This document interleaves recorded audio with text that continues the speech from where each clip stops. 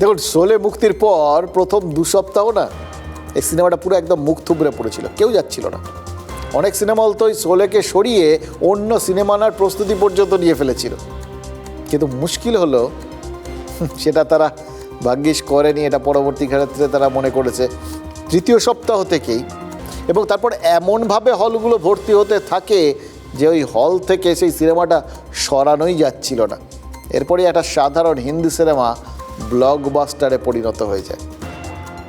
রাজনৈতিক দলগুলো ওই শোলে সিনেমার সাফল্যকে কিন্তু রেফারেন্স হিসেবে ভাবতে পারেন।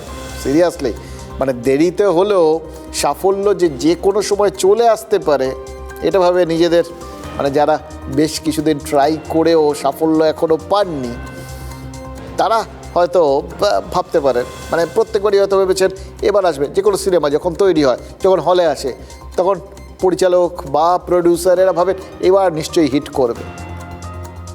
তাই এরকম রাজনৈতিক দলগুলো তো অনেক সময় ভাবে এইবার আপ কি বার, ভেবে নেয়। হয় না যখন, তখন থমকে যেতে পারে। কিন্তু শোলের রেফারেন্স নিলে, শোলের এই সাফল্যের দৌড় দেখলে কখনো হতাশ হবে না।